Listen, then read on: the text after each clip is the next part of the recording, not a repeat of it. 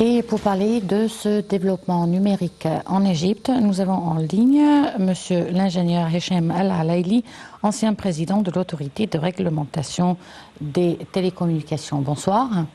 Oui, bonsoir. Alors, monsieur l'ingénieur, dites-nous où en est-on actuellement avec la numérisation en Égypte et où en est-on par rapport aux pays développés dans ce domaine dans le monde? Ok. Écoutez, normalement, pour aller vers la numérisation, il faut effectivement avoir une infrastructure importante et solide. Et ça, ce que l'État a déjà fait.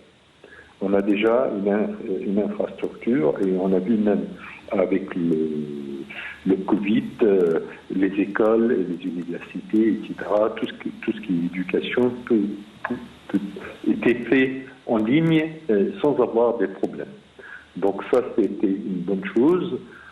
L'autre point, et qui était très important, on a commencé par la transformation numérique dans plusieurs domaines, puisque la transformation numérique concerne tout le monde.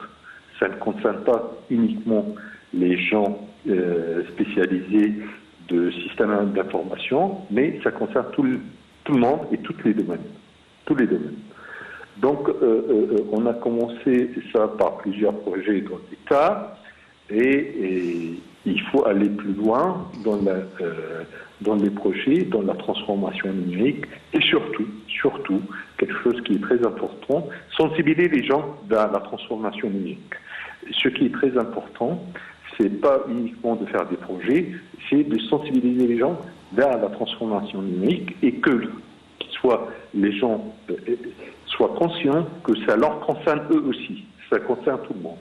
Donc, effectivement, il y a maintenant plusieurs initiatives avec les universités et d'autres pour sensibiliser les gens, les former sur qu'est-ce que c'est la transformation numérique, pourquoi on a besoin de se transformer numériquement et quels sont les bénéfices et les avantages d'y aller dans ce sens-là.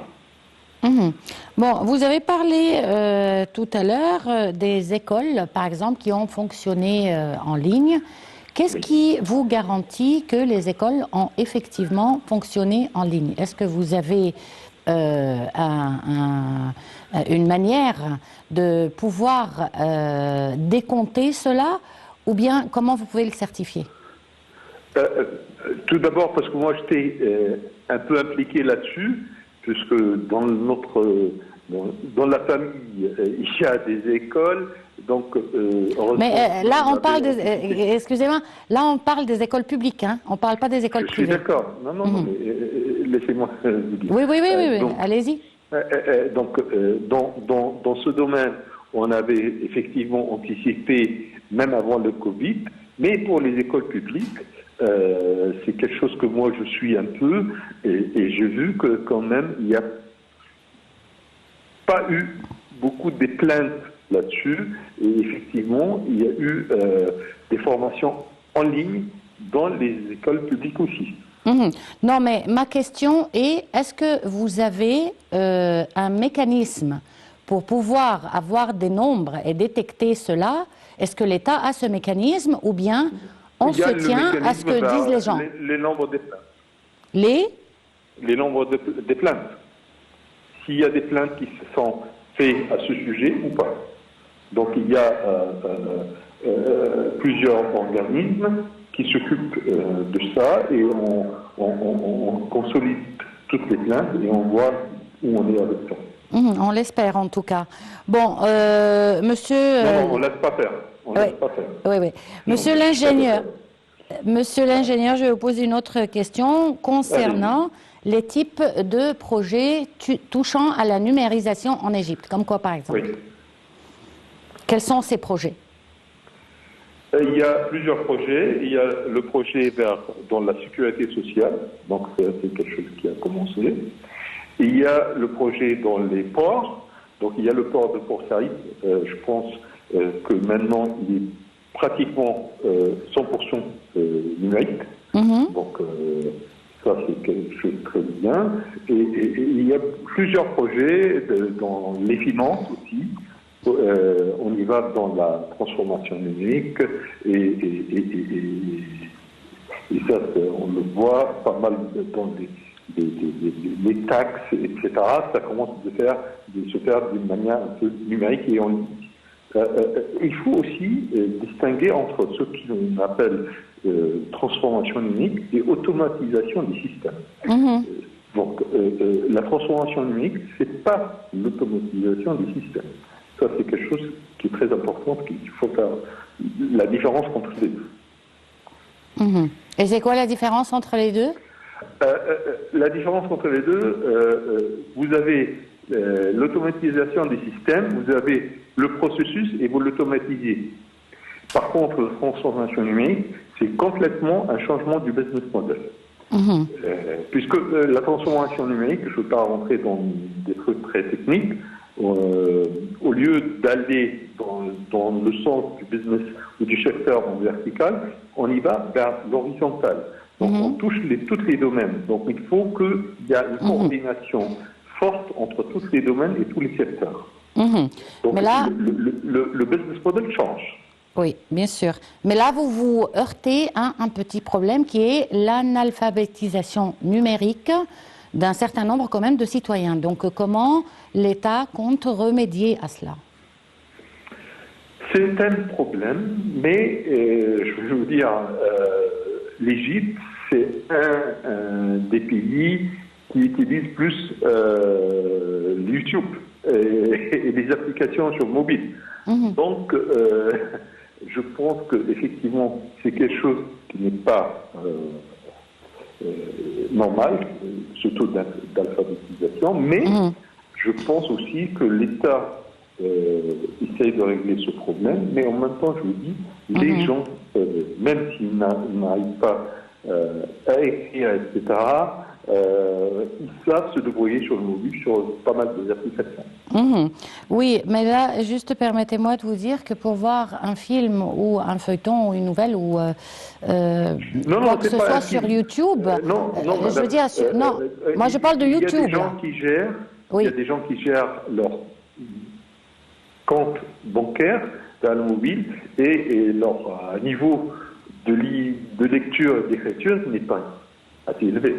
Oui, bien sûr, mais ça c'est quand même une minorité de la population, monsieur l'ingénieur. Moi, je parle maintenant du fait, non de voir un film ou de voir un feuilleton sur YouTube, mais de remplir un formulaire, par exemple, et de le remplir avec beaucoup de minutiosité. Comment ils le font quand c'est manuel? Comment ils le font quand c'est en manuel? Normalement, c'est le fonctionnaire qui le fait, qui le leur fait. Parce qu'il se présente au bureau, que ce soit de la solidarité sociale, de la poste, et ça se fait avec l'aide du fonctionnaire.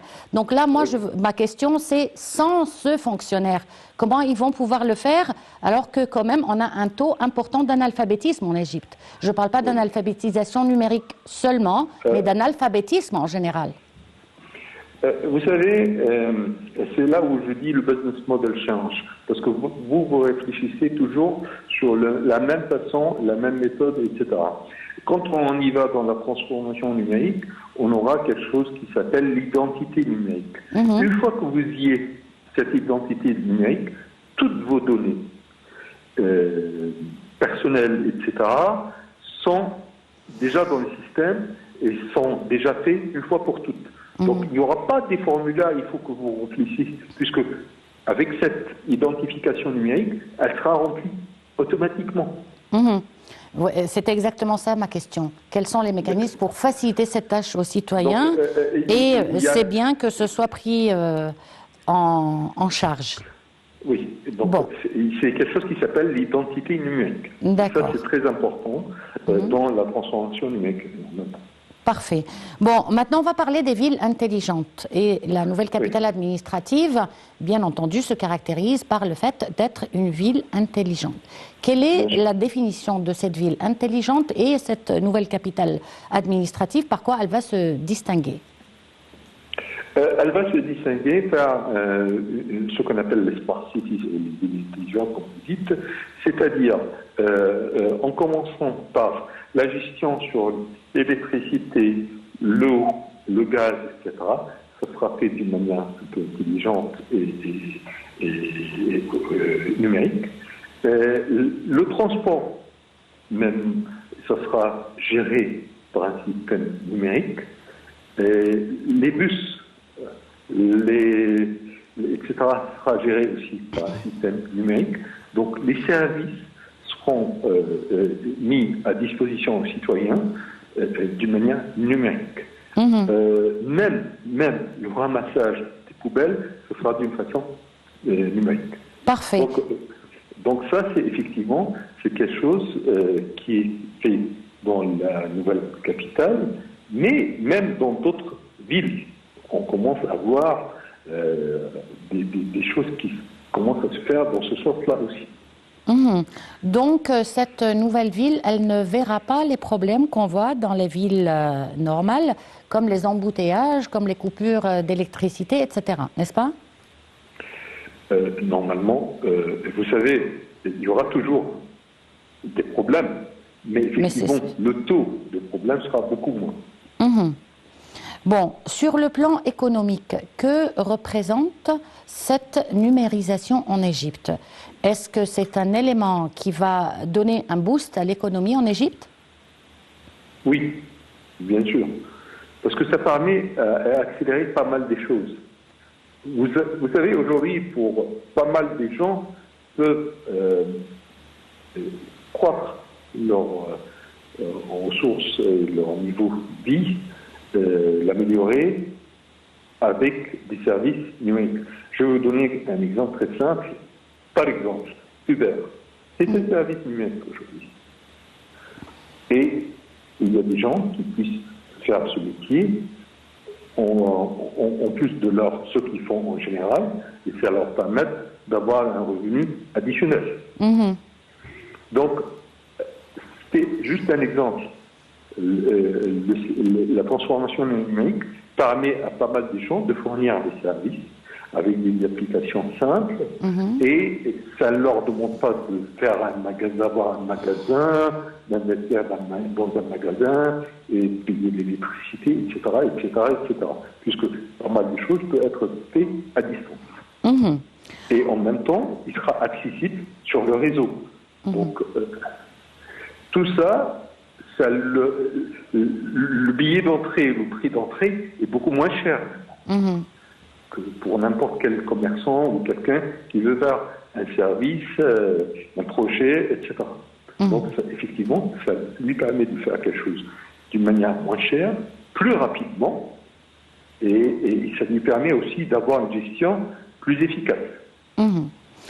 Monsieur... Mais de l'autre côté aussi, il y aura, effectivement, il faut qu'on soit conscient, il y aura des métiers qui vont disparaître.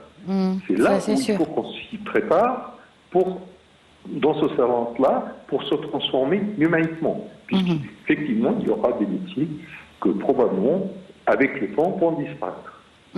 Et est-ce que le gouvernement y fait cette coordination avec le ministère de l'Enseignement supérieur et le ministère de l'Éducation? Je pense qu'il commence à faire ça. Bon, monsieur l'ingénieur Hichem El Alaili, ancien président de l'autorité de réglementation de télécommunications, c'était un plaisir de vous avoir avec nous. Une petite pause et on se retrouve tout de suite après.